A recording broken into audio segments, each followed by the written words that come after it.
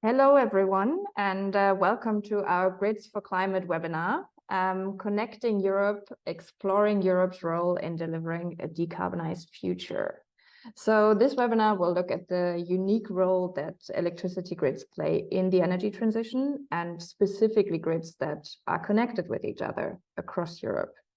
The webinar is organized in cooperation between the European Environmental Bureau and the Renewables Grid Initiative, and it is part of the PAC project, as well as a bigger training series on which I will say a little bit more in a minute. But first, as always, some very quick housekeeping. So I am Stephanie Bätjer. I'm one of your moderators for today. I'm the program manager for communication at the Renewables Grid Initiative, and your second moderator, to whom I will hand over in a minute, is Cosimo Tansini, policy officer for renewable energy at the European Environmental Bureau.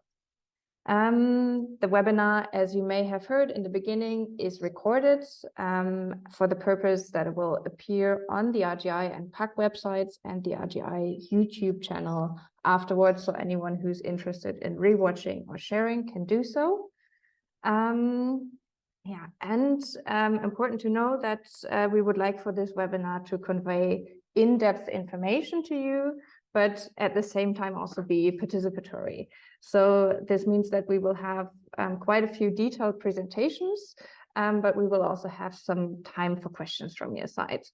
And in order for that element of things to work, we would like, for the participatory side of things to work, we would like you to ask your questions verbally rather than post them in the chat. So please keep your cameras on throughout and raise your hand if you have a question, your virtual hand. And ideally also rename yourself so that the name that we see on top of your little Zoom picture reflects your name as well as your organization, so that when you ask a question, we actually know where this question is coming from. And unless you've raised your hand and I or Cosimo have called upon you to ask a question, please keep yourself muted throughout. So as I mentioned earlier, I wanted to say a few words on the series that this webinar is part of. So it's a series of training modules that is specifically aimed at European civil society. This is our second webinar in this series. The first one was held in the context of the New York Climate Week last month and focused on the technical aspects of renewables integration. This one, as I said, is exploring Europe's role in delivering a decarbonized future. And then the third module will be a full 2-day immersive training on reconciling grids and nature that we will hold in Berlin. I actually believe that registration for this third installment is already closed, but if you have high interest, please get in touch via email and we'll see whether we can still accommodate you. What are we doing today? Let's talk about our agenda. So today we will hear from Oana Langa from the European Commission, who will share information about the European Commission's role in selecting and co-financing grid expansion projects and how these frameworks like PCIs and CEF can aid in delivering a European electric grid that is capable of meeting the goals of the Paris Climate Agreement. Then we will hear from my colleague Andrzej Ceglarz about the PAC approach of how civil society can contribute to European grid planning in a meaningful way. And we will look at the implementation side of things. What do grid projects of common European interest look like in practice? What role does cross-border cooperation play? And what is the why is the European dimension so important in this context? We will, on this subject, first hear from Hans-Christian Seliger, project manager at 50 Hertz, who will share insights from the combined grid solution around the Kriegers Flak offshore wind park. And next, we will hear from Angelika Grohmann-Wörle, the lead for offshore development at TenneT Germany, who will talk more broadly about offshore grids in a European context and zoom into the specific case of the North Sea Wind Power Hub. Yeah, and as I said earlier, we will always have room for questions. So after Oana's presentation, after Andrzej's presentation, we will do a Q&A, and then we will do a joint Q&A after both TSO representatives have shared their insights. Yeah, and now just very quickly, before I hand over to Cosimo, I want to say why we as RGI are organizing this webinar. So as you can see on this slide, we're a European organization, and we're made up of quite a unique and diverse membership. And for some of our members, the transmission system operators who you see on the left side here, today's topic are of course sort of their bread and butter. But our NGO members who you see on the right-hand side need to often invest additional capacity if they wish to educate themselves on the more technical topics of the grid debates. So with this series, we're hoping to do some of that heavy lifting for them and give them, and of course everyone else interested, some insights on selected specificities around grids and grid planning. And we'll actually later in today's program do a little poll of what other subjects you might be interested in to do a webinar deep dive, just as we're doing here today. Yeah, and that's it from me. Now, Cosimo, over to you to frame today's event a bit more from EEB's perspective and kick off the first set of presentations. Thank you, Steffi. Thanks, everyone. Thanks to all those that are joining today's online workshop. As Stephanie said, today's moment is co-organized by the Renewables Grid Initiative and the European Environmental Bureau. So my name is Cosimo Tansini. I work at the EEB Climate and Energy team. What is the EEB? We're one of the largest European network of environmental citizens NGOs. We count over 180 members from not only all the EU countries, but neighboring countries and beyond. And we, of course, work on the broadest possible spectrum of environmental policies, especially at the EU level.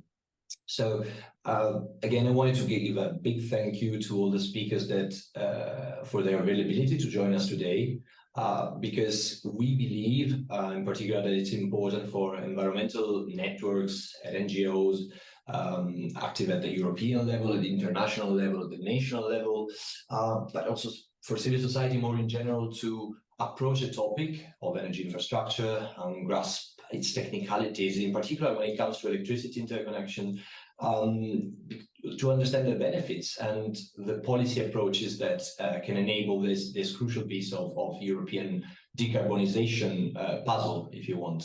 Of course, an important mention is that the EEB and RGI are involved in a consortium of the Paris Agreement compatible scenario, PAC in short. And although many of you are surely familiar with our work, just in a nutshell, the PAC scenario, which Andrzej is going to touch upon later on, is a decarbonization pathway for the EU27 that, thanks to a massive uptake of renewable generation, but also a drastic reduction in energy demand, would enable Europe to reach carbon neutrality and 100% renewables-based energy system by 2040.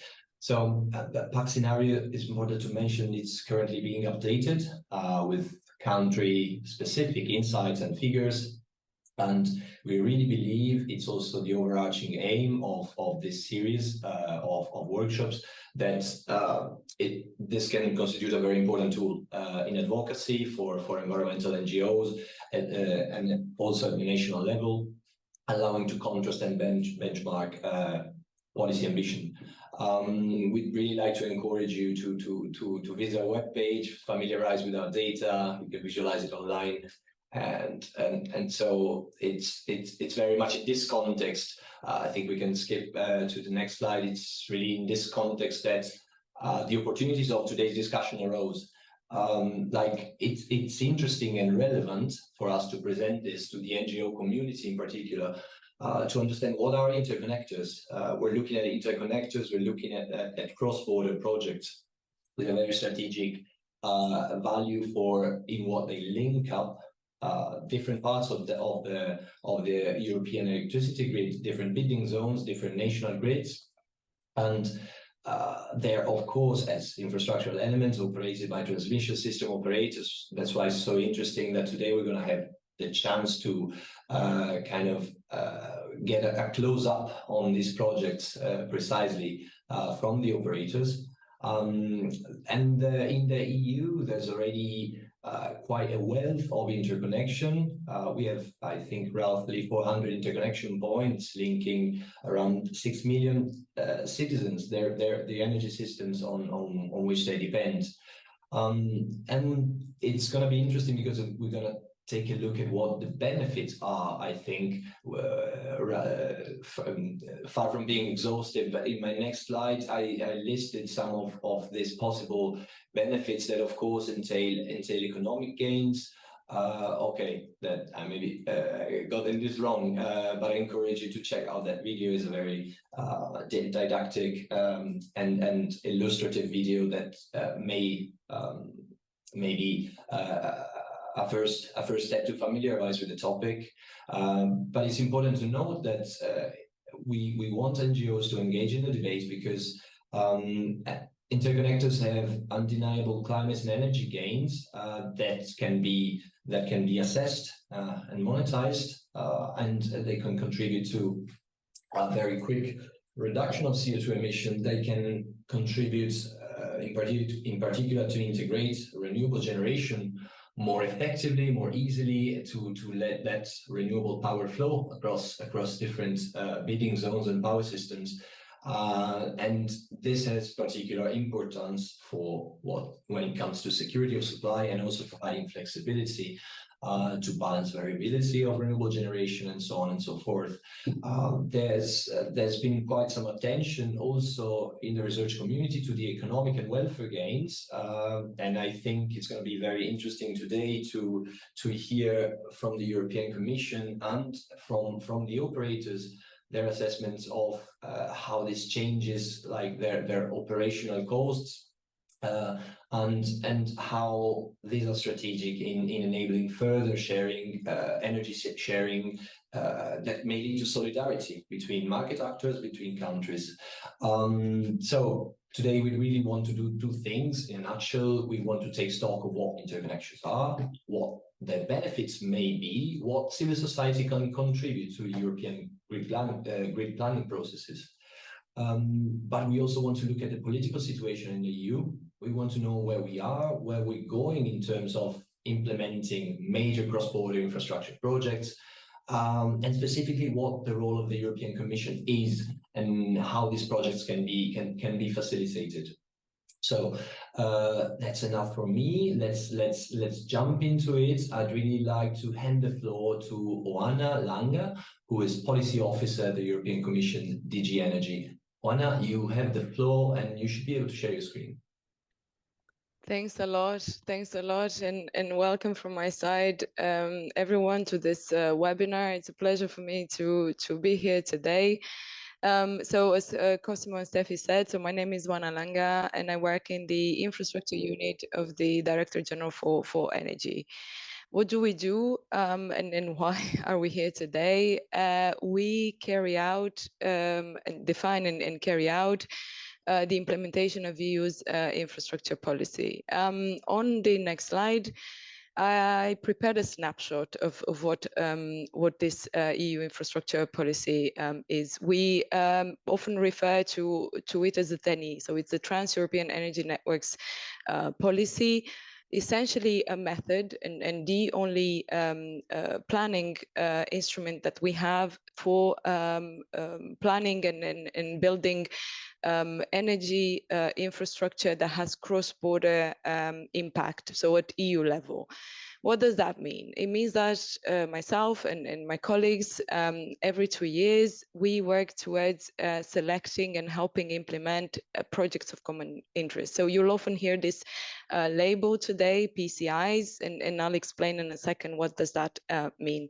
So we have a TenneT policy that was established 10 years ago. This year we mark this decade anniversary, and we have quite a bit of achievements and a very ambitious way forward for the policy ahead.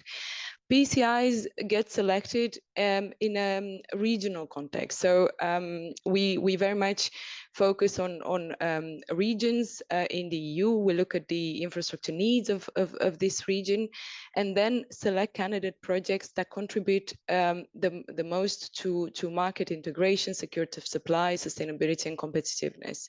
You'll ask probably what kind of infrastructure we're talking about. Until very recently, the scope of the TenneT policy included electricity grids, which is the focus of today's discussion, as well as natural gas grids for obvious security of supply reasons, which was the main driver of the TenneT policy until very recently, but as well CO2 networks and smart electricity grids being the let's say technology aspect and the optimizing aspect of the TenneT policy. We, after the selection in this kind of regional format, we adopt a union list of PCIs at the end of the 2 years for a reason. Why would a project want to become a PCI? For 3 main reasons. For accelerating permit granting, because the TenneT policy allows for shortened permitting procedure, which is now a key focus of political agendas, ensuring that grids are actually built on the ground with due respect to environmental and transparency procedures. The TenneT provides for a specific regulatory framework that helps cross-border projects to be built in this kind of, let's say, complex environment. So the TenneT provides for a mechanism to split costs according to the benefits that PCI have identified in the selection process, and eligibility to EU financial assistance through the Connecting Europe facility, on which I'm going to talk to you a bit about later on in the presentation. There's one point I wanted to make about the regional cooperation, which is not just a buzzword. So what this means in practice is that we convene meetings that gather national authorities, regulators, transmission system operators, so part of the RGI membership, project promoters, as well as the wider civil society and NGO community. This is very important as we tend to, we have opened more and more let's say the PCI selection process in order to gather as much input as possible on the benefits of these projects and carry out a robust assessment. On the next slide, you're going to see, let's say, our learnings, our lessons learned after we've evaluated the TenneT policy after 10 years of working. So with the adoption of the European Green Deal, the Commission has identified this regulation as a vehicle for enabling the climate neutral energy mix that we plan to have in 2050, which means, as Cosimo said, an increase in renewables, be it for gases as well, but deep electrification. So we needed to look at the TenneT regulation and see what has been achieved so far, and how can we revise it to actually make it fit for purpose for 2050. We've learned that through the PCIs that have been completed to date, and I've got a recent figure for this year. We've completed 86 PCIs to date through the 5 PCI list we've adopted until now. We've concluded that the TenneT has increased interconnection and improved the integration of member states' network. This has helped renewables integrate into the grid and has increased the competitiveness of our economy. The TenneT, like I said, was concluded to be a key tool for boosting deeper electrification and for transitioning to renewable gases, therefore a key element for the European Green Deal. So we're at the end of 2021. On the next slide, you'll see what the revised TenneT regulation looked like and what we managed to achieve. So we first look at the scope to see what we can what we can cover now in terms of cross-border infrastructure projects, and I take just a small point on the cross-border, which in practice means impact of a project on at least 2 member states. So it either crosses 2 member states, or the cost-benefit analysis that we carry out shows that even if the project is located in 1 member state, it shows benefits on a second. So we looked at the infrastructure categories, and we concluded that we need to strengthen the let's say electricity side of things. So we've added a dedicated chapter on offshore grids with the necessary planning provisions and let's say cooperation tools between member states. We've decided based on our assessment that there is no need for support for cross-border natural gas under the TenneT regulation, with a small caveat. You see an asterisk there for catering for 2 specific situations in 2 member states, and decided instead to support hydrogen electrolyzers and low carbon and renewable gases.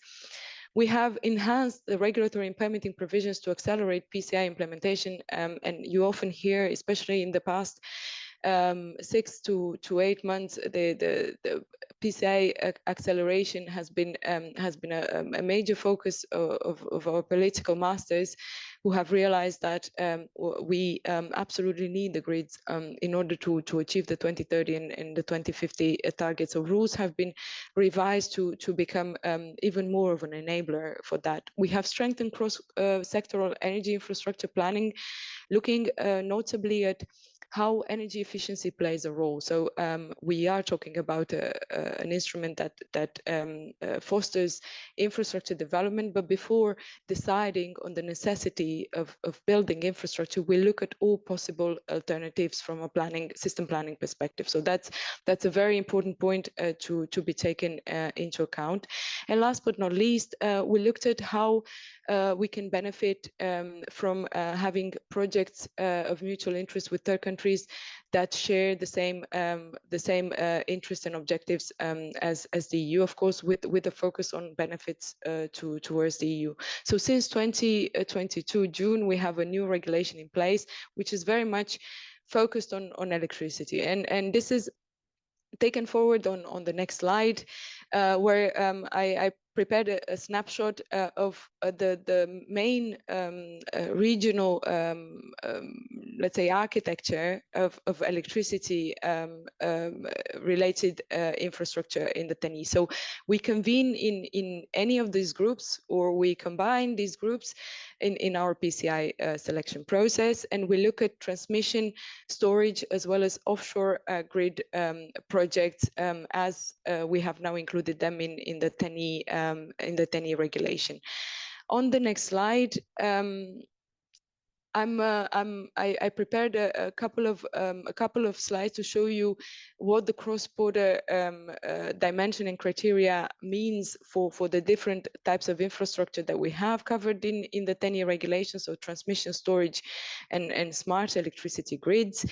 I am not going to go through them. These are more for, let's say, consultation afterwards, so after the webinar. The point is to show to you that the TenneT regulation looks at several criteria in order for a project to be selected on the union list. So first and foremost, we're very clear about the legal base. So this instrument is supposed to look at the EU added value of the project. So it's not there to fix all the electricity infrastructure needs that we might have, especially at national level. There are other instruments that we use in complementarity with the TenneT regulation. So we look at big scale projects that are usually built over several jurisdictions. I think I continue with the criteria for transmission and storage. Storage is important, just a note on that, because these are inherently national projects, let's say. So we're very careful when we look at the assessment of storage projects to really see the added value to at least 2 member states, as the TenneT provides for. On the next slide,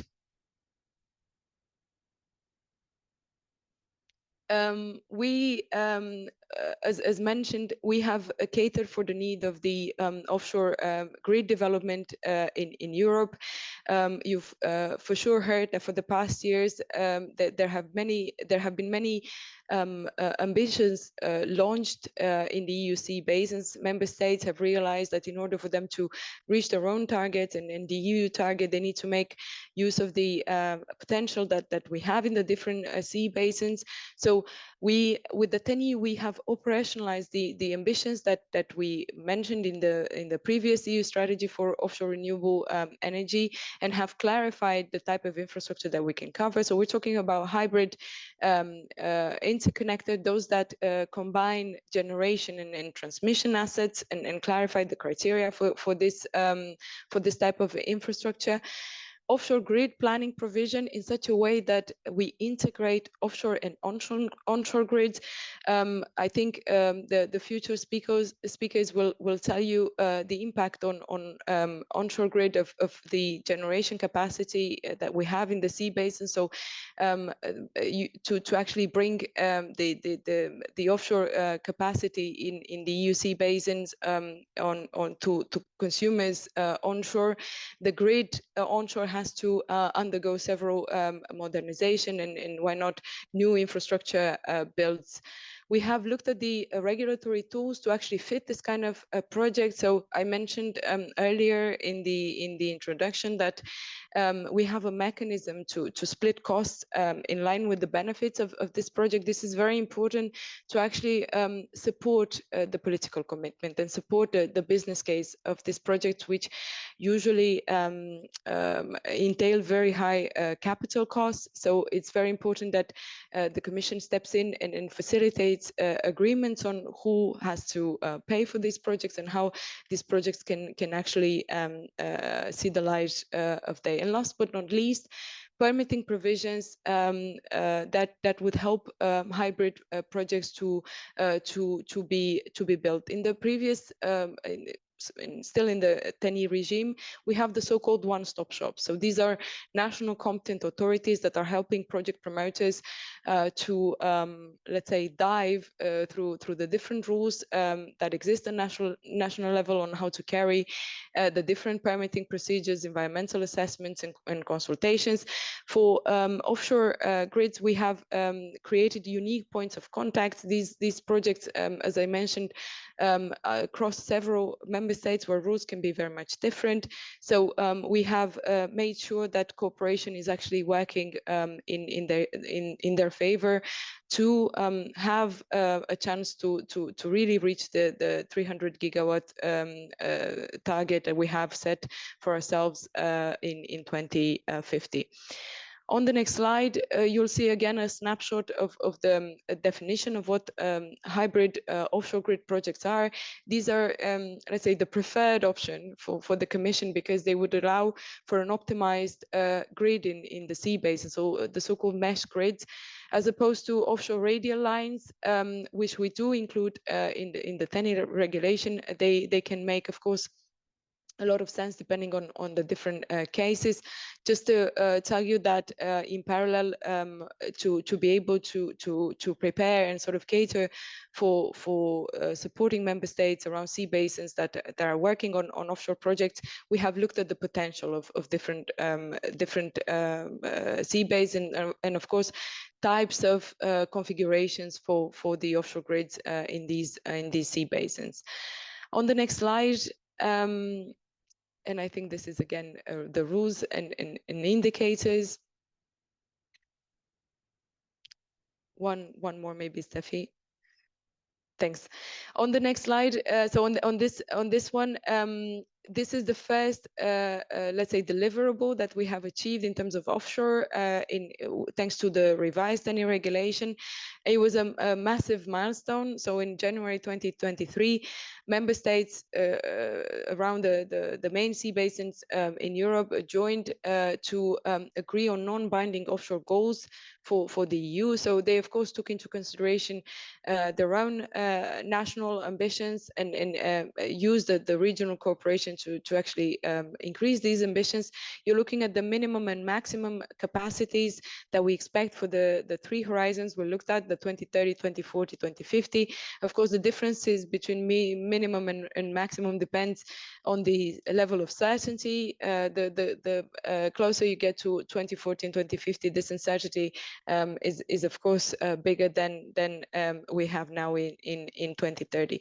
These goals are crucial because without political commitment, no certainty is given then to promoters and to investors to actually invest in a pipeline of projects. So we look at the non-binding offshore goals as really the stepping stone for implementing the offshore ambition. So the next step for this non-binding offshore targets is actually an integrated planning exercise. So ENTSO-E together with stakeholders have prepared strategic planning development plans for the sea basins and ways to integrate it with the EU's main planning instrument, which is the 10-year network development plan, the pool from which we select electricity grid projects in the EU.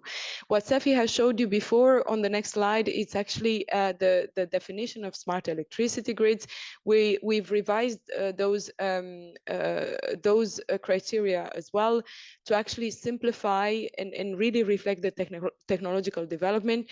It is true that the Union list of PCIs includes a limited smart electricity grids project. This is also because of the nature of the TenneT regulation, but somehow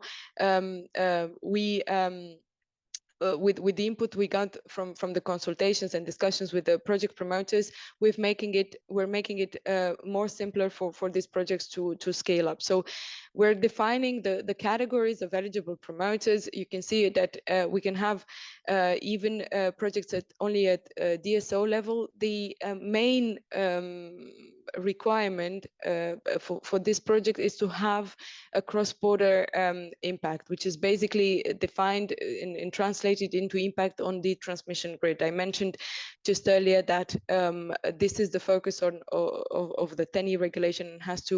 We have to really abide by the legal basis with the selection of smart electricity grids. On the next slide, let me quickly check. Indeed, you have the rules and regulation for the cross-border dimension of this project. And quickly after, I'm showing you a snapshot of this 2-year process that leads to the adoption of the Union list of PCI. So Steffi, if you can just click once. Right. So we started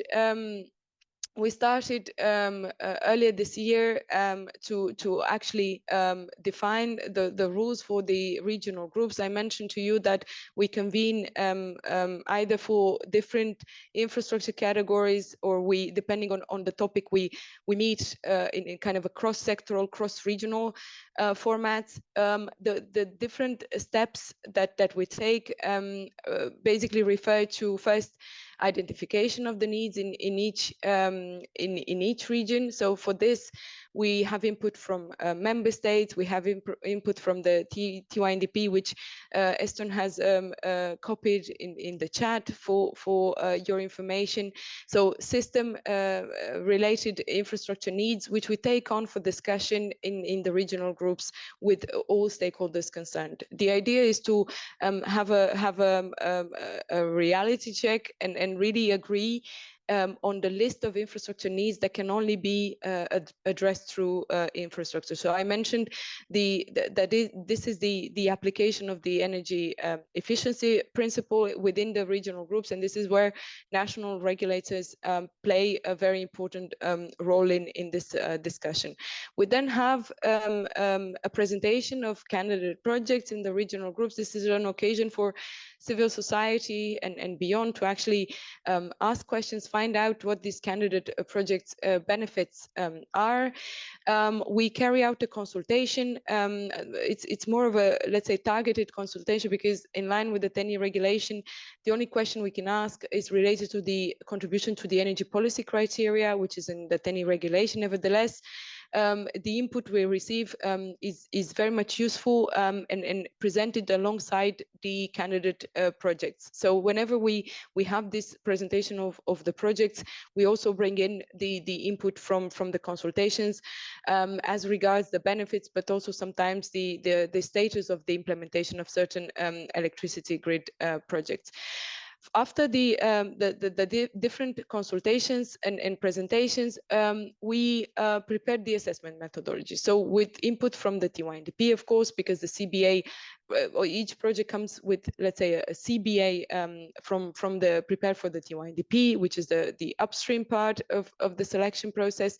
And then we develop this methodology within the regional groups, which we apply to each candidate project. Once this assessment is done, there's an instance of ranking of project. This is the only meeting which is not open to all, let's say, which is not open to the public, as the ranking of projects only serve for the purpose of keeping, let's say, a manageable number of projects in the union list.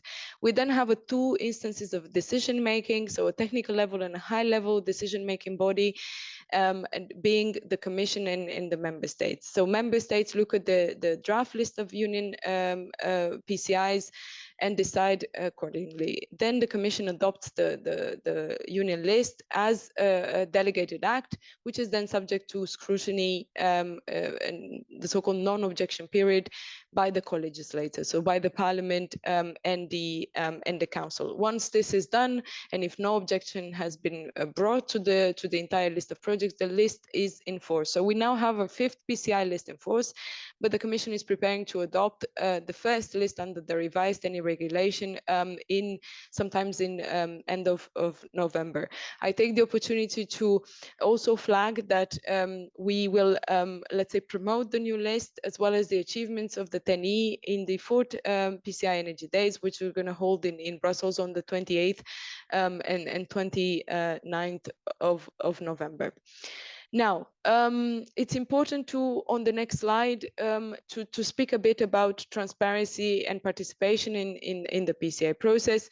It's something I've touched upon in my presentation. As I said, it's a multi-stakeholder selection process, which is really open to the public. The topic itself is not the easiest one, and that is why we very much encourage participation in the meeting and in asking questions and clarifications in order to make sure that the benefits of these projects are actually reaching beyond the usual, let's say, group of stakeholders.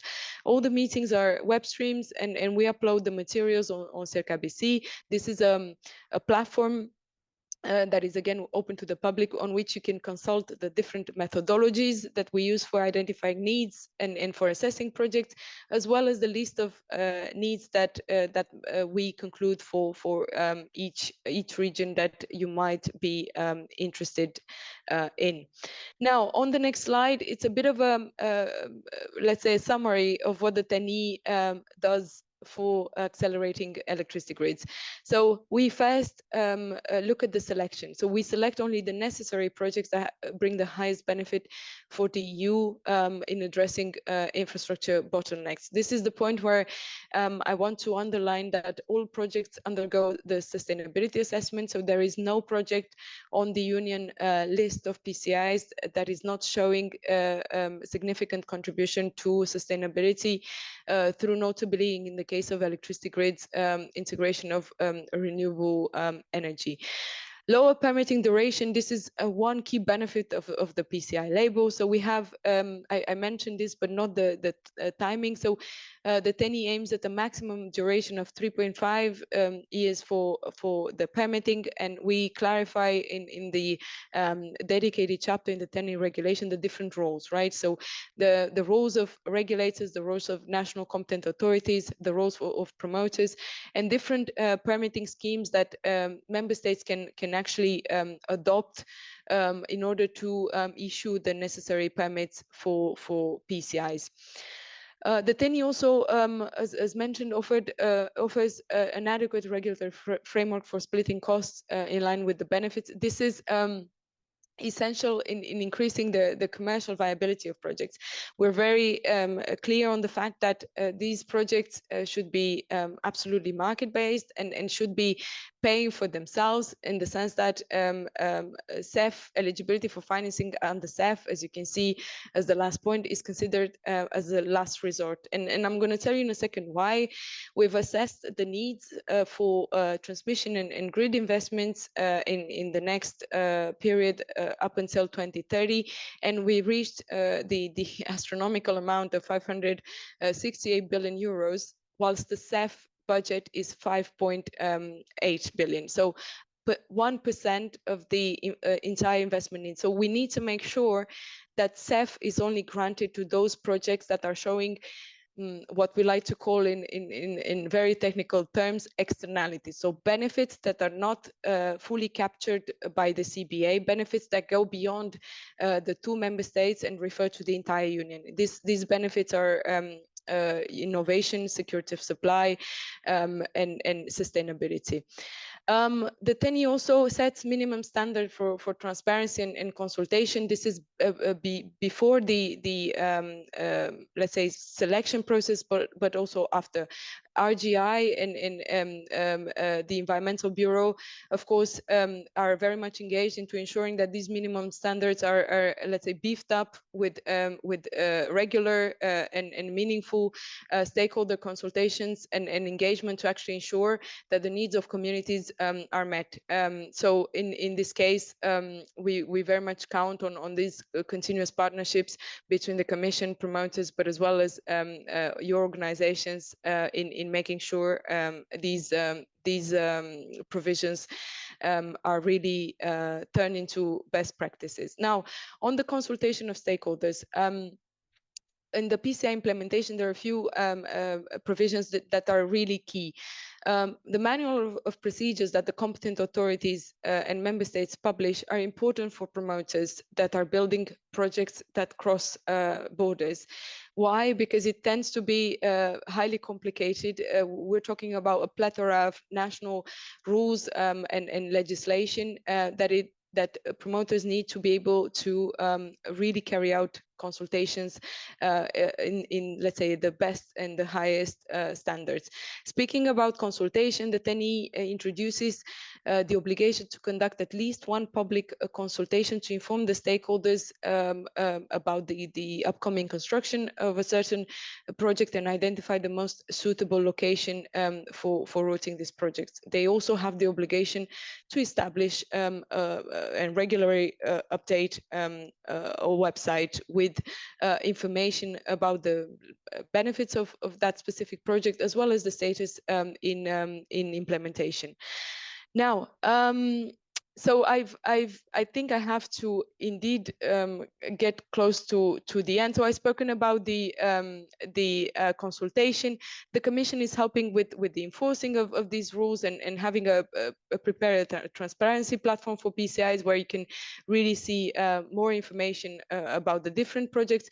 We're carrying out often communication campaigns and partnerships, as I said, with key organizations to really help communicate about the importance of grids for the transition. We're trying to exchange the best practices to the best of our abilities in all our initiatives and information and events, and support different regulatory initiatives that are helping PCIs get built. Now, last but not least, on the CEF. So I mentioned that CEF is a really last resort. Not all PCIs are are eligible. So the CBA needs to show that these projects are really really beneficial beyond the 2 member states, so increased in benefits. They need to have received the cross-border cost allocation. So this is an intermediary steps, ensuring that regulators have looked at the different costs and have properly introduced the cost into the tariffs of constructing member states, and a conclusion that the project is not commercially viable. So that there is an absolute need for CEF to overcome these obstacles. And last, from my side, we do not have CEF works for several categories in the TenneT regulation because of either their maturity or their, let's say, contribution to, let's say, generation, which is not covered by the TenneT regulation. This being said, I took a bit longer than I wanted, but I wanted to give you the big picture of what's happening on the infrastructure policy from the Commission side. Thank you, and sorry for this. No worries, and thank you, Oana, because it's really a brilliant and super interesting insight that you're giving us today. I'll try and be super short because we're already a bit over time, but since it's very important what you said also at the beginning, towards the end regarding public consultation, I'm wondering if there's any inputs, if there's any consideration from the audience.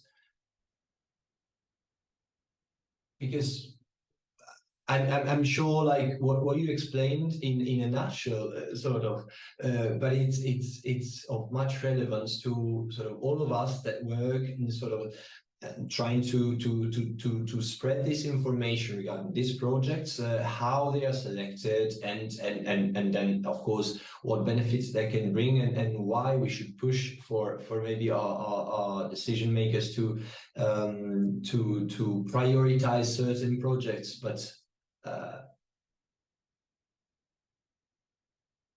in case there's no immediate reaction, and just to maybe get back slightly back on schedule, although I'm sure there's going to be a way to discuss everything at the end, including on the PCI and on the Commission policy side. Maybe it's once again, thank you, Oana. Maybe it's better I hand over to Andrzej, who's our next speaker. Andrzej's program manager at the Renewables Grid Initiative. We work together in a PAC scenario, and he's gonna help us understand what the PAC scenario approach is. So what's behind the modeling exercise, and how we're trying to bring the civil society to have an influence on the grid planning processes. Andrzej, you have the floor. Thank you very much, Cosimo, and welcome everyone. I'm going now to share my screen. Can you see it? Right, perfect. So thank you very much for this introduction. My name is Andrzej Ceglarz, and I work as a program manager at RGI. And today I'm going to explain about the PAC approach and giving some examples and describing how civil society can contribute to the European grid planning. So something that was outlined and presented by Oana. But to give you just a short overview, what is the PAC project, because it was already mentioned in the intro by Cosimo. PAC is an abbreviation from Paris Agreement Compatible Scenarios for Energy Infrastructure, which is a project initiated by the civil society actors, by 4 NGOs, as a reaction to the Paris Agreement within the NGO community, and building a partnership between European Environmental Bureau, Climate Action Network Europe, REN21, and RGI. Establishment of this project was a direct reaction to the Paris Agreement, and with an idea about delivery of the 1.5 target.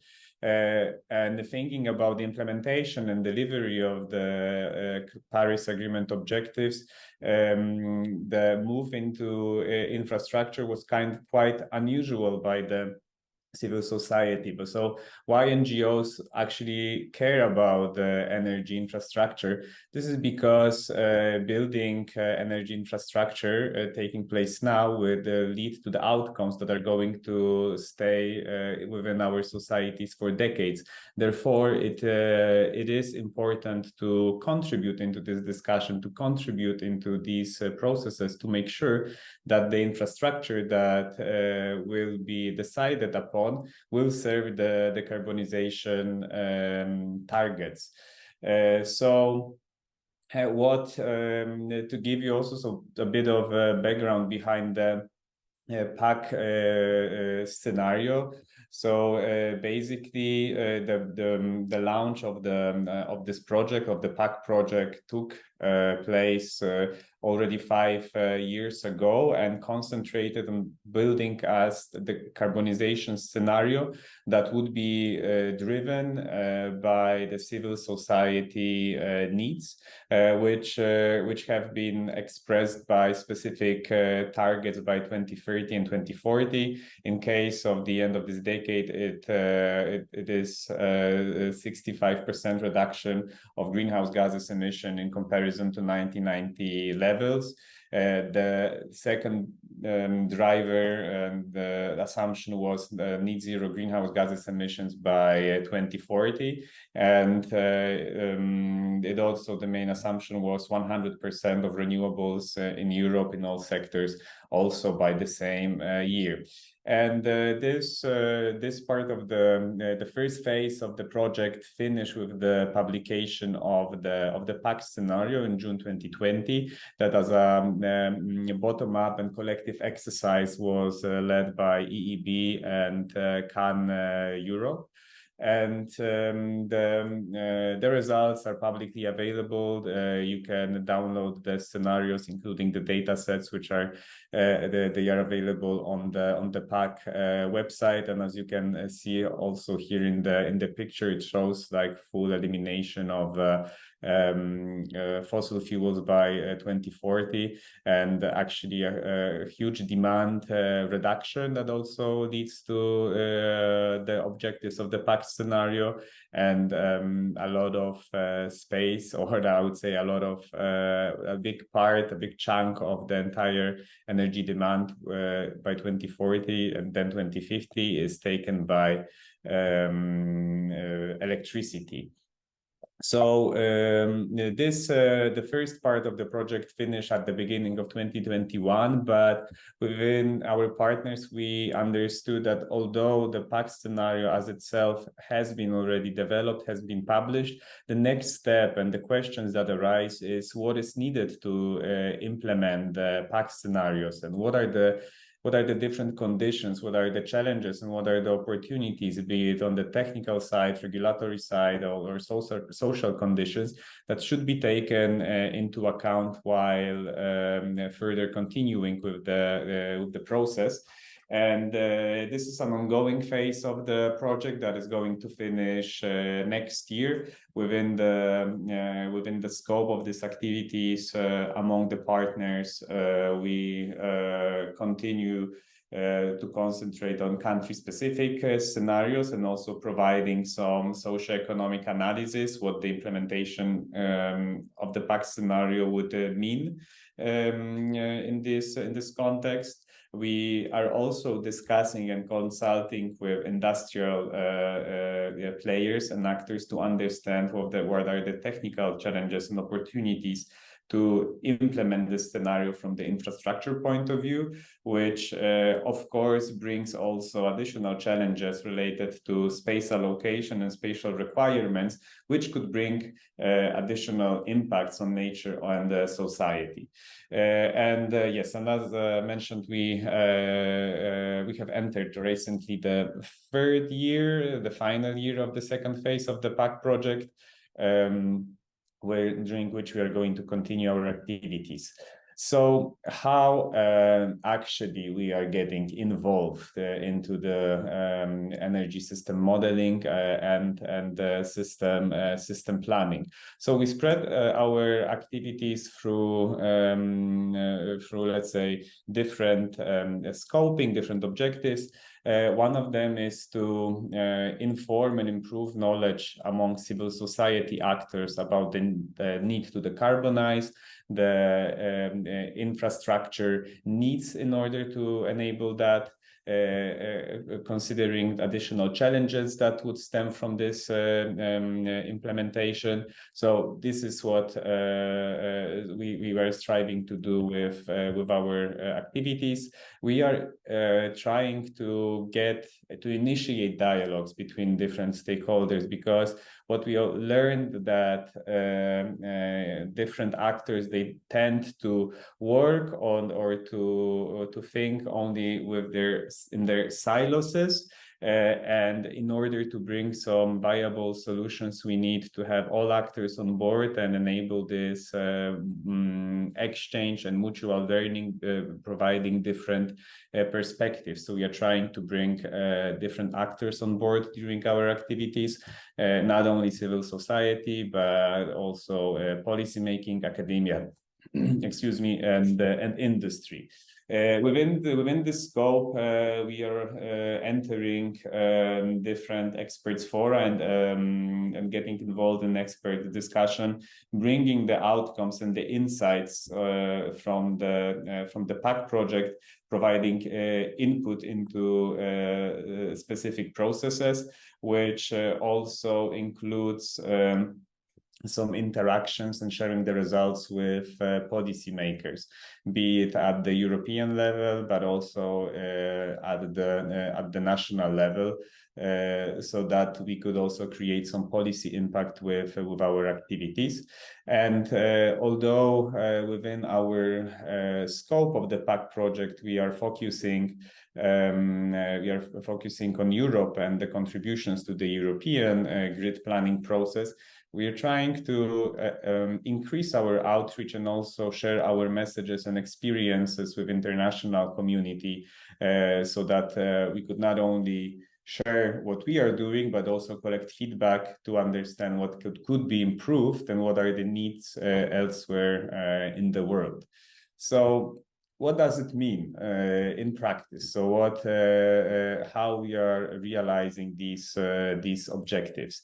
First, of course, still in the first phase of the project, there have been several PAC scenario building workshops that included academia and experts, so that the PAC scenario as a tool could be a scientifically driven and confirmed evidence that such a rapid decarbonization by 2040 is possible.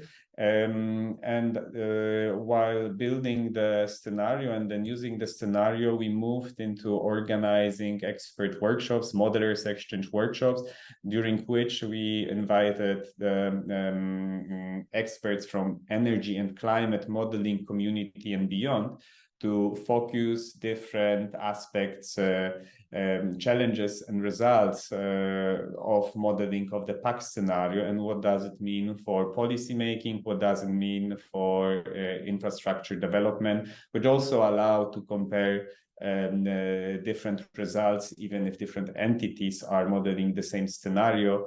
If some of the assumptions or parameters are changed, then it's a matter of understanding what does it mean in terms of the results. As mentioned, we are trying to reach out with our work also to international audience. One of the next webinars is going to take place in a month, and is going to be organized in a collaboration with the Global Network of REN 2021, while interacting with policymakers as a PAC consortium. We are publishing policy briefs on the dedicated topics, presenting not only the position of civil societies, but also pointing out the specific challenges or solutions which can be brought on the ground.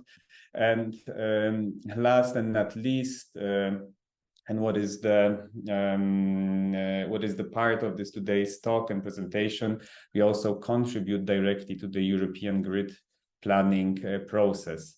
And what does it mean? So Oana presented in details the scope, the objectives, and the processes of the European grid planning that stems from the TenneT regulations. And here you can also see a simplified version of this process that has been prepared by colleagues from CAN Europe. And the central role is being played by this 10 years network development plans, TYNDP,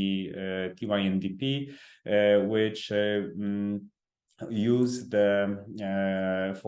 which as a tool of the system planning and providing what kind of infrastructure will be needed where. They use NSOE and NSOG, carry out system planning, and by using modeling exercise based on different scenarios. And this is the point of connection between what we are doing with the PAC scenario in the PAC project, and also checking the scenarios being developed and used for the 10 years network development plan, where we could have a look into the assumptions, we can check the data sets, or we can compare specific results. So in the context of the ongoing TYNDP process that will contribute to the selection of the next PCIs, this is also, this slide is a visualization of the process that started already last year in summer, and within the PAC consortium we have been actively involved in this process. First, during the summer of last year, there was a series of workshops organized by Acer, during which, as PAC members, we provided some inputs discussing how the how the framework scenario guidelines should look like. What do we find, or what do we think should be included in this document that would set out the rules, how the TYNDP scenarios shall be created, what should they include. Later in autumn the same year, there was a public consultation on the framework scenario guidelines, and again, as a PAC project, PAC members, but we facilitated discussion and collaboration within civil society actors to think in a collaborative way, what do we find as an important to contribute into this process, how it should be designed. Once the scenario guidelines have been approved in that was January this year, the cycle continued on the side of NSOE and NSOG with preparation of the scenarios. And in summer, between July and August, two distinct activities or processes took place. First one was a stakeholder workshop on the input parameters published by both entities, during which we could contribute into discussion, ask questions, provide feedback, but also challenge some of the assumptions in the documents that have been published, while comparing either with the PAC scenario or looking for additional data, or thinking how things could be improved. The same was considering public consultations to these input parameters included into the scenarios, to which again we try to discuss among NGOs where do we find shortcomings in the data presented, and our written input was also included. Another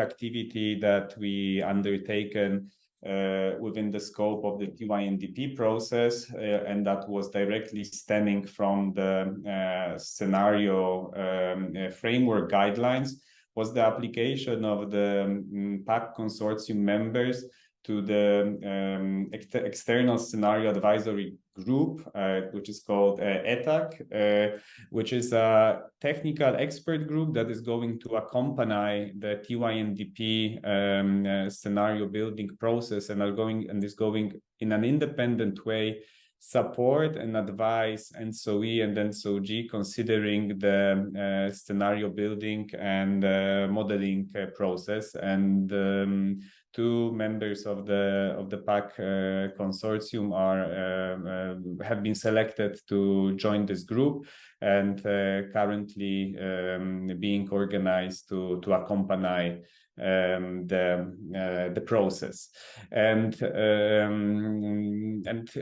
here maybe the main takeaways that I would like to share with you is as Oana mentioned, the process of the TenneT process has been prepared in a transparent and participatory way, will actually allow civil society actors to get involved, to actively participate. We are trying to facilitate this process and also be prepared to constructively contribute to it, also collecting input and ideas from a broadly understood civil society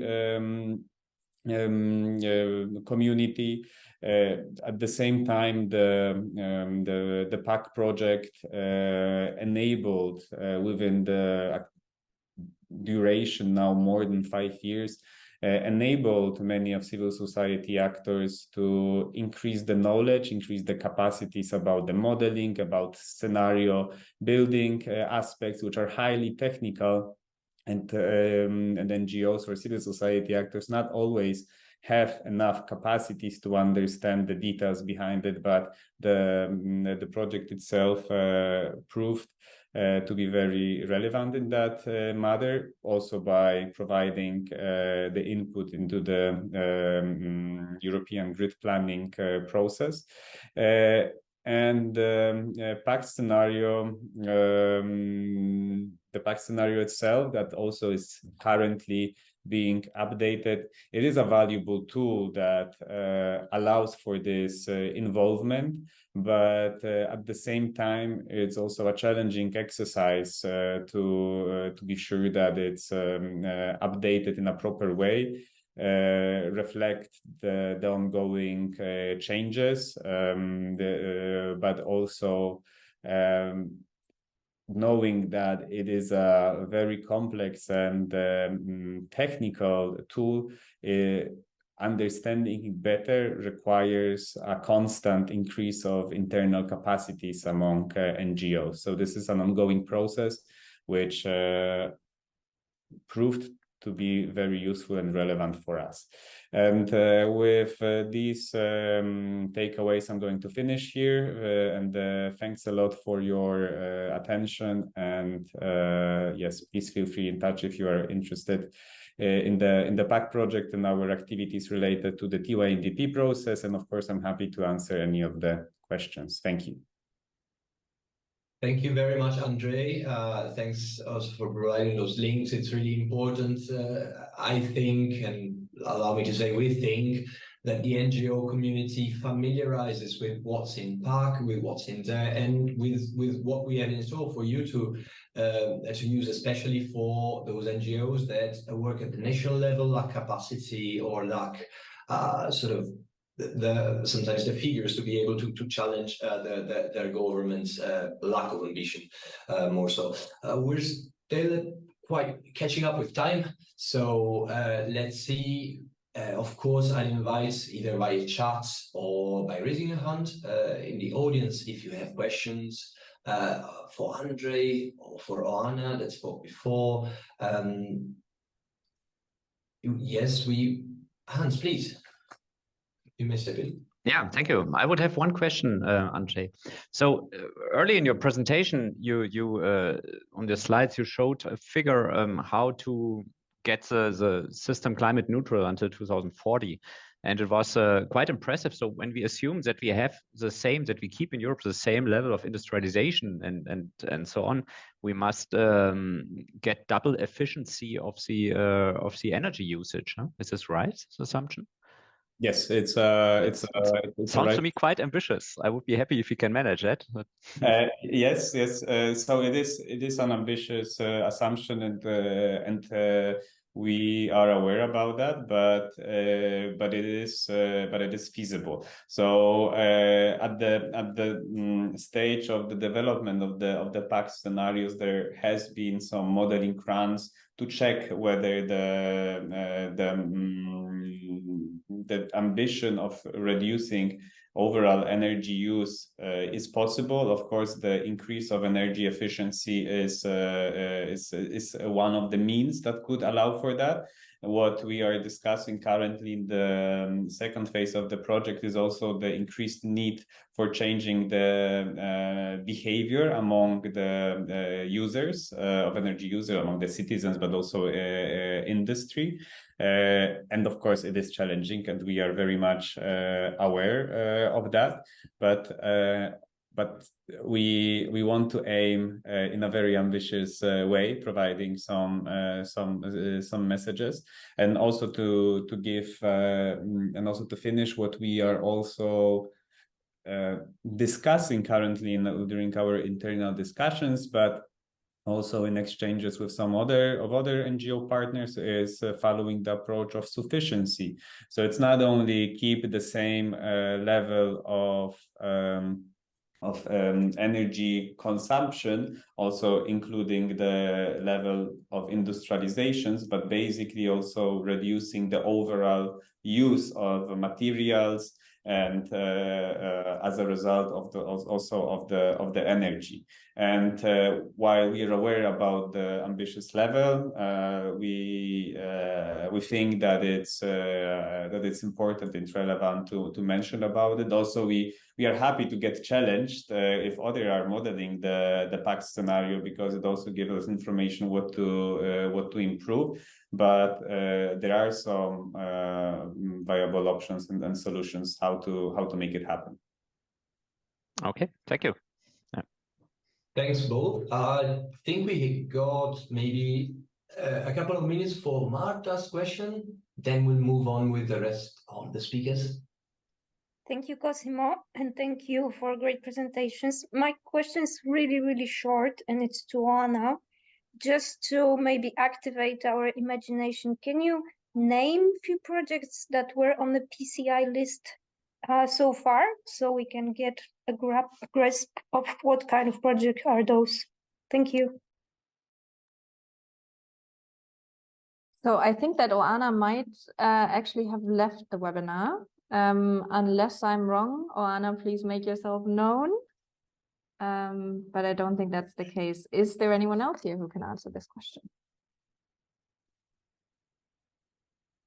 Maybe I can jump in and trying to answer this question. So we'll definitely have two upcoming presentations from our speakers that are going to present the PCI project.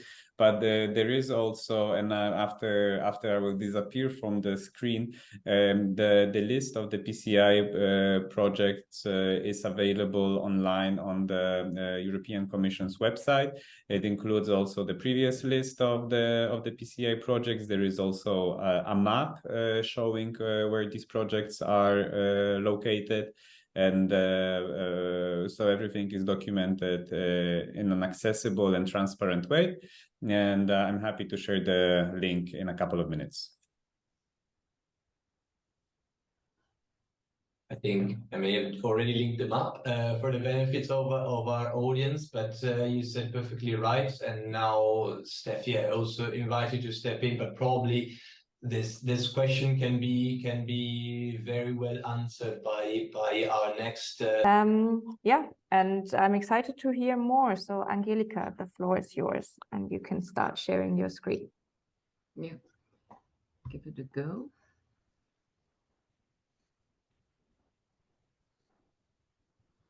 Can you see it? Yes. we can see it. And I should have introduced you properly, which I completely missed. So it's Angelika Grohmann-Wörle, who is the lead for offshore development at TenneT in Germany. Angelika, welcome, and thanks a lot for joining us. Yeah, thank you for having us here and introducing the North Sea Wind Power a little bit more in detail. It's also a PCI project followed by a CEF grant, so maybe we're making the loop full here. And it's not finished yet, so it's a program which has the effect to source out several projects coming in the future and or already started. Yeah, where did it all start off? It started in 2015, actually, when our former CEO had the idea from the Paris Climate Agreement that he wanted to make things faster, and he knew, okay, if we want to tackle all that, we need to be swift, and massive changes have to take place. We need far more capacities as was imaginable at the time, and we need to deploy that in a very steady and accelerated way. And therefore, we were sure it's not up to us alone as TenneT, being TenneT, the Netherlands and Germany. No, we need all the countries around the North Sea and the EU including. So we actually thought of net zero going to 250 in 2050, and that was the basis for it. We actually say, and I think that's still valid, we have that situation that climate policy still is very largely national, decoupled and incremental, which is a real issue for implementation of a mesh grid in an international way. So we have the perspective that we want to have a transnational and cross-border, cross-sector approach in order to step up the things we need with regards to and also system integration. So in order to tackle all that, we teamed up as TenneT, Germany and the Netherlands, together with Energinet, same company, same TSO like Hans Christian just referred to. Just by the way, we're also working together with 50 Hertz on other projects. So on the TSO side, cooperation is already going on quite substantially. And we have as an additional partner in here for the gas part, Gasunie. Gasunie is the TSO, the gas TSO on the Dutch side. Yeah, I just scroll down a little bit faster. I think we have not that much time left. Yeah, what's the idea behind it? It's similar to what Hans Christian already introduced. So we think, okay, we collect the vast amount of offshore wind, no matter where it is generated, really, if it is a wind farm or an island or whatever, where it is available. Then we connect these areas, and then we convert that into surplus, the surplus electricity from that outcome of the connection. If we don't have it in a way consumed on the spot in hydrogen. So we're kind of widening the system up in a system integrated approach, gas and E. Yeah, when we discussed that, we said, okay, there are hundreds of options how you can do that. You have a big range. When you look at the North Sea, you have hundreds of countries around it. You have super solutions, you have super different and diverse environment, and you have to tackle all that in order to make that happen. So in the beginning, the questions were more than we had solutions and answers to it. So we tried to find out, okay, what is the most important thing we have to solve first? So first things first go was really intensive development and sharing of knowledge and concepts so that everybody is at the same page, what we're even talking. Then, okay, we knew close cooperation between countries, stakeholders and TSOs are necessary. As covered already before today, we have different systems on each side. We have different capacities available. We have a different demand. One side needs to shop, the other needs to sell. So we thought of harmonizing that. That's the good idea. Yeah, and integrated decision making at all levels and across country borders. That's the key thing with it. So we really need to focus on that, we thought. Sorry, backward, looking forward. In addition to those general questions, we actually had the situation that we are, okay, what are the main questions besides that what we really need to tackle? what will the future system look like? That is adding on that EEB thingy we heard before. Okay, we don't know it. We actually had to develop it and put down scenarios. Where will all the energy flow to? So we did pathway studies, CVAs with it. What are the costs and benefits of a future system? Integrated, single E, single H2, and how can we actually divide these diverse costs and benefits between the countries? And how much need is there for actually conversion to hydrogen in order to make the E system work? So those were more or less the main questions. And what you see here on the right-hand side is a little bit the goals of the different countries. We are at least in charge and we know more about it, is on the German side, the 7 gigawatt goal, and on the Dutch side, the 32 gigawatt goal plus, or 38 plus the 12 gigawatt H2 goal. And all that has to be integrated in a timeline where you can actually manage to build something. And in the end, it all needs to be fit for purpose so that you have a grid that works together. And that is the critical part, okay? The diverting timelines in between national goals and realization timelines. Yeah, so what was the work of the consortium then now? That was the outcome, the startup, and we said, okay, let's tackle it. So we clustered our questions into 4 areas. That is system integration, powder gas and E. This is cost and benefits, technical feasibility on one side, regulation and market design. And under the technical feasibility part, we also had the I call it subpart, nevertheless it was no subpart, but the environmental part, because that is very much influencing each other. Where can you build what or not? So, and what you see here is the main questions when you break it down, what we had to do. Okay, what are the technical design principles? How can I connect 2 different countries with 2 different systems? Do I have 1400 megawatt in the cables or 2 gigawatt? So also regulatory wise, I think there's still a lot of things to do, even if we got the positive insight today from Oana, I think. And how, also covered by Oana, how can we calculate costs and share costs and benefits again? So it doesn't like me, obviously. Yeah, so the biggest thing is what you see here is something like what you see. Okay, that is a potential grid offshore, very hypothetical here, but mainly also showing that the main trigger is going north to south and everything is landing more or less on the south side. Nevertheless, that there are UK strings, what you see here, or Norway, but Norway is a mainly south going string. Yeah, so then if you think you want to connect all that, then the design principles are key and you have to work on it. So a coordinated rollout with multiple energy connections is more efficient than just connecting single point-to-point connections. That was the outcome. And in the first phase, we actually could prove that by a simple CBA that was covered by or informed by a, let's say, simple asset implementation with costs behind it.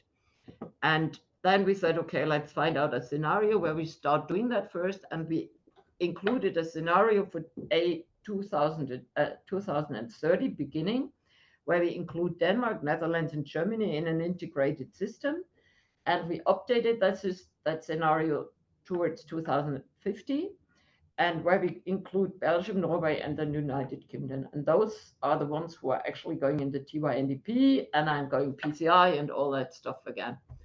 On the Dutch side, that initiated actually strong discussions in between Denmark and the Netherlands for a connection, and that is also the case now on the German side. So we're kind of catching up, and in the meanwhile, the program underpins all the open, or tries to underpin all the open technical questions, and yeah, technical in a broader sense.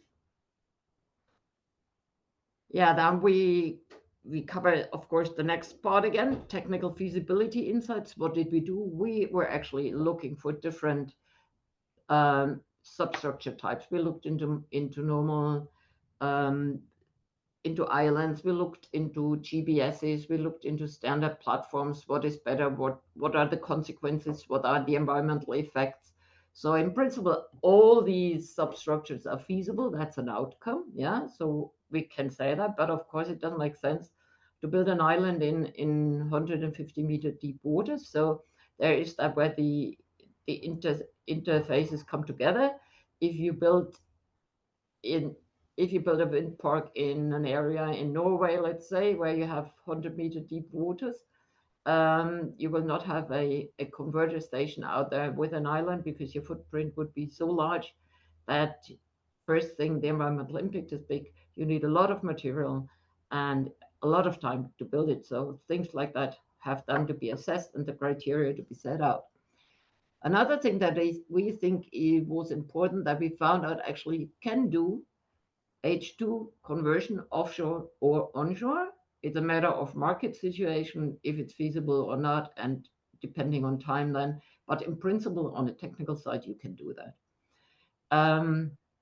Everything we did was, of course, under that assumption that we have a DC connection that's different to Krieger's flood thing, and that we, in the meanwhile, developed the 2 gigawatt standard, and that will all be based on the 2 gigawatt standard.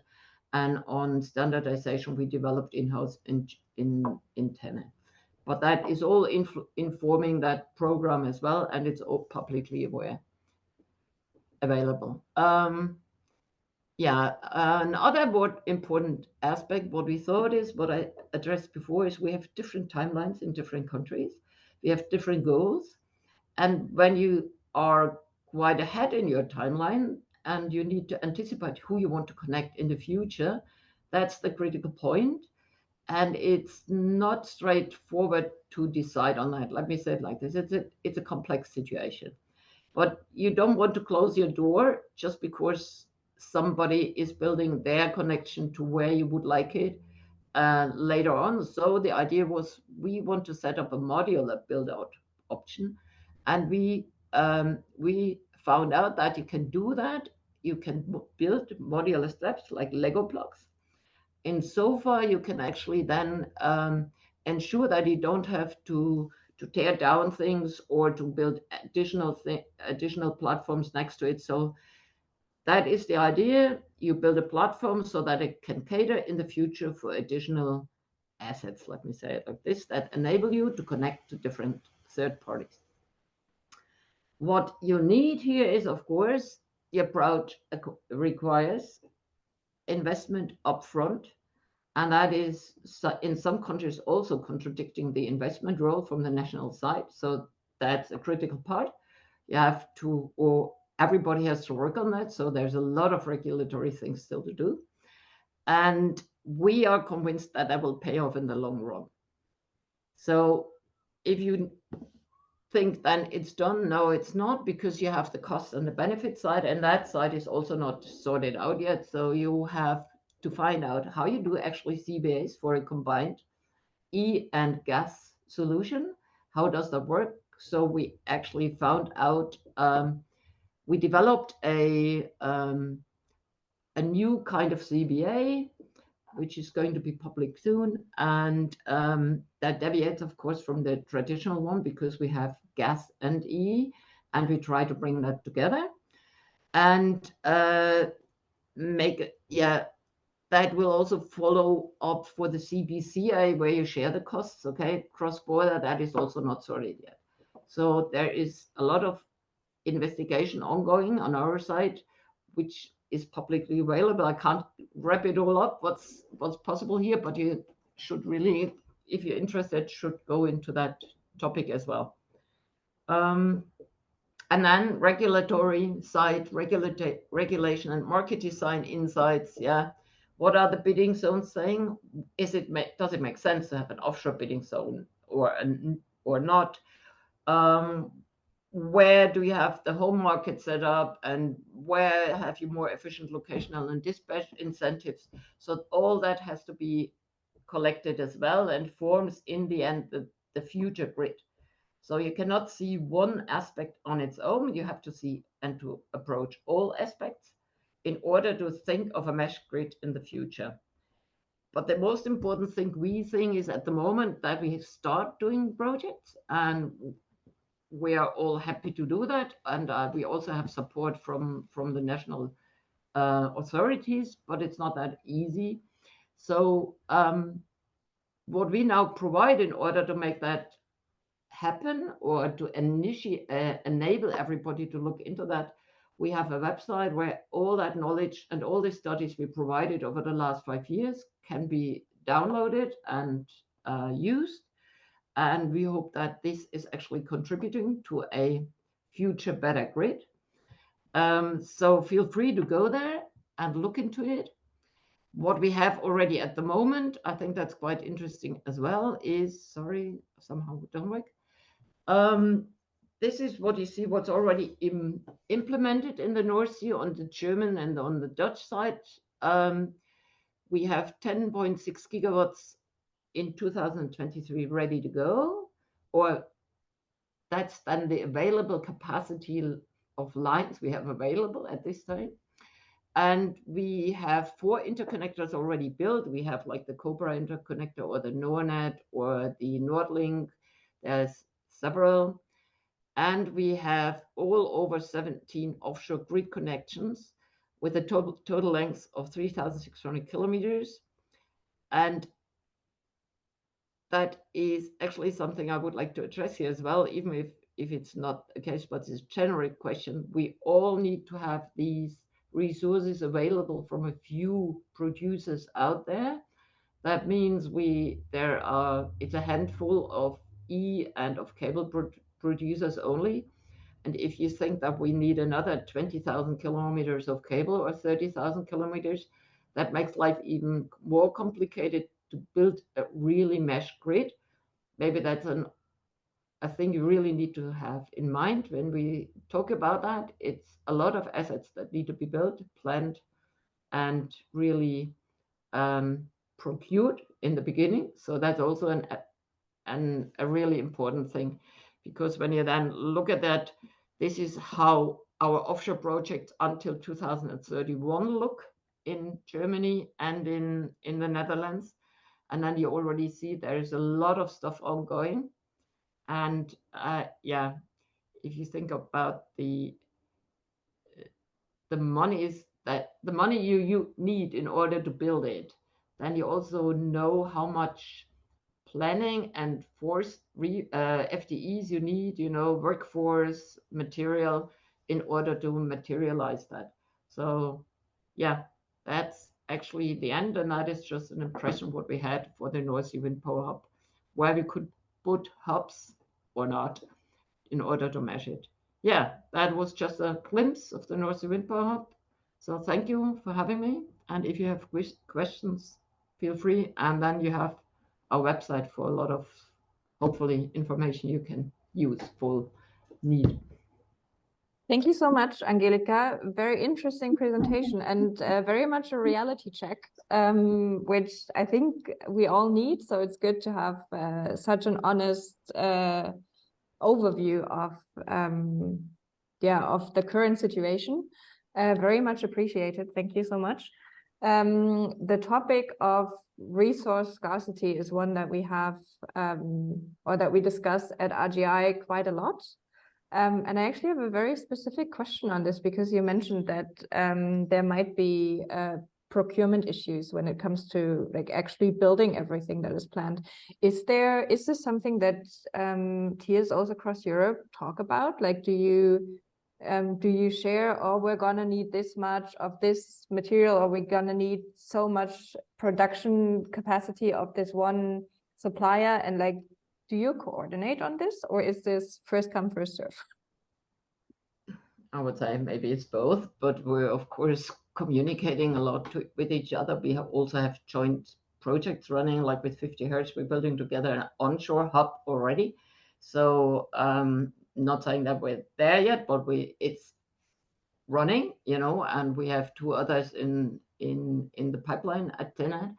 So we try to find out first, okay, onshore is the easier way than doing it offshore, to be honest.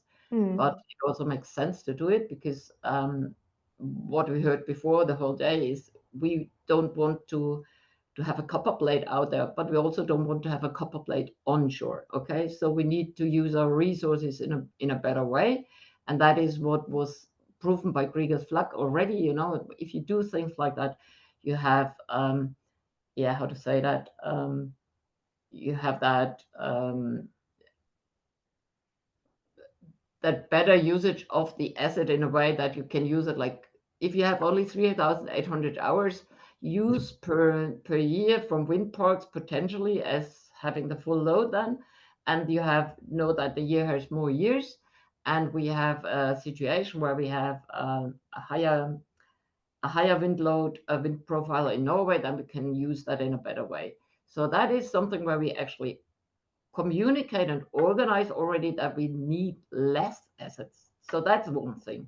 The other thing is, I think that we can also be innovative, meaning that we innovative on a technical side, but also kind of innovative on a procurement side. Like we have to push the industry that they develop things. We shouldn't be hampered by the industry that they say they have only one cable production site, and they have to build maybe a new construction site, but we have to initiate that. And I think that's what we did with our latest procurement round, where we actually gave away I don't know about how many, but I think 14 different systems to be built in the future with a framework contract, meaning that they know now how much they have to produce. I think those things we have to do more. And I think everybody's open because we're all facing the same problems. And if we're not solving it, we have another problem. So that is also why we take H2 so much into consideration as well. You know, we cannot cater for every power demand with E, so we have to be clever and find out, okay, how much powder gas can we actually produce where and when and where to deliver in order to reduce our E demand actually in a way that we can handle the E demand in a site, because we cannot build grid and grid forever, and we have to build out our grids anyway. So I think that's a big task for all of us. I think there's no difference in between all TSOs in Germany or in Netherlands or somewhere else. Yeah, definitely. What we need is a holistic approach, for sure, which in our view also includes, you said earlier, it's a big task for all of us. And I would say, yes, it's a big task for all of us, and all of us beyond just the TSO landscape, but there are also other stakeholders who hopefully can contribute a lot of valuable knowledge to this process. And this is actually, unless there are other questions from the audience or from my fellow speakers and organizers here, so Cosimo and Andrzej, if you have something, feel free to jump in. Anyone else, feel free to raise your hand. But if that is not the case, I would like to ask both of you, Angelika and Hans, specifically with regards, with a view to the audience that we have here, which is heavily NGO based, whether there is a specific role that is maybe missing in current processes, either on project level or because we also talked about scenario development level, modeling levels, where you see a role for NGOs where they could maybe make the biggest difference in the process going forward. So an additional value that you could think about that maybe is missing at the moment. That would be really interesting to know. I'll give you a second to think about this and ask again if there's anyone else who also has a question. Maybe I can already say something spontaneously. And also, as I see in the chat that Hassan has a question on it. So maybe I can combine the answer also somehow. Please do. And yes, there is definitely a very important role of the NGOs, I think, because that's some knowledge and a new way to look at things that comes from outside of our organizations. And that's very important. I think where NGOs can contribute most is very early in the process. So that's when permission and planning is, because that's where the the guidelines are set, and that's where is most impact to everything. Once we are starting construction, it's for sure difficult to change something or to do something. So as earlier as better, I would say. And I think there was also a good learning process at the TSOs in the former years, the past years, to include NGOs and other stakeholders also in a very early in the process, and to get the knowledge, hints, comments, ideas in to the projects in a very early stage, and that's quite helpful. That's good, yeah. Great, very good to hear. Angelika, do you have additional thoughts? Yeah, we actually, inside the North Sea Wind Power program, we have a kind of regular rounds with NGOs to contribute and inform us on, and the other way around, of course, we're informing them and they should inform us as well if there's something we should address more and more. But I mean, there is a lot of things going on the environmental side of the implementation. We develop jointly with NGOs, like in the marine environment, like artificial reef ideas. We are fostering the implementation of oysters. We are fostering things like where we have lobster re-implementation around Helgoland. So that is all in a joint, close working relationship with NGOs. But in the end, I mean, and that everybody needs to be clear about that. There is an impact out there. We're building their assets out there, and we're burying lines and cables there. So that cannot be avoided, but we can make it as good as possible. And therefore, we need every aspect that can be improved. But there are limits also, and that needs also to be clear. I think, yeah, if you have a vessel out there that makes noise, it's hard to develop things in a way that there will be no impact. If you cannot avoid everything that is said to say, but it is like this. Like piling for the platforms, that's an issue. But we also improved our way of protection and avoid mitigation material, you know. I think that's a good example, because we do like several noise bubble curtains around every pile if it's sensible, you know. We discussed that with the relevant authorities and NGOs.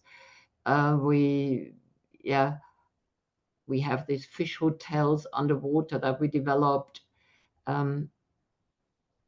That's the way it goes forward. It's a give and a get and a take, and that needs to go on. So the communication is the key for it. That's very, very good to hear, and I think a very nice closing statement. I'm particularly fond of the fish hotels. I like that concept. Thanks a lot for sharing, for sharing your insights and your thoughts with us. I would like to ask, I need to stop myself, I would like to ask a lot more questions, but we're actually over time already. So I won't. I will just say again, thank you for the very insightful presentations, for making clear what the complexities are, but also for showing that sometimes there can be very easy solutions. Like I really loved the drill that you talked about, Hans, and how sometimes something like just looking at a piece of paper and moving a few things around together for a day can make a difference for projects. That's very, very uplifting to hear. I think that also in the complexities, there are sometimes relatively simple solutions. Maybe easy is the wrong word, but maybe relatively simple solutions. I think that's also hopefully something that motivates us to keep working together on this. And also to keep learning more. I'm excited for the upcoming editions of this webinar series, and I'm also very happy with everything that we learned here today. So thanks a lot to everyone who contributed to it, specifically to our speakers, but also thank you to my co-organizers and moderators, to Andrzej and Cosimo. Is there any last word, Andrzej or Cosimo, that anything that I forgot that you would like to share? Really, considering the time, really nothing more than you just said is in particular as to we really want to ask more questions now, but the time does not allow. But I really like to thank again, well, Andrzej, Oana, but also Hans-Christian and Angelika. I think it's fundamental, grasping the technicalities and the TSO's considerations it's great. We wish that the NGOs can do more and more, but I think it's good to hear from you that you agree more communication and more public participation in the sense of NGOs and local stakeholders also able to inform with their local knowledge and so on. This process is fundamental, and that's what we hope to stimulate even more. Also thanks to this kinds of workshops. Thank you very much. Great. I can only echo that. Thank you so much. And we hope you join us again in the future.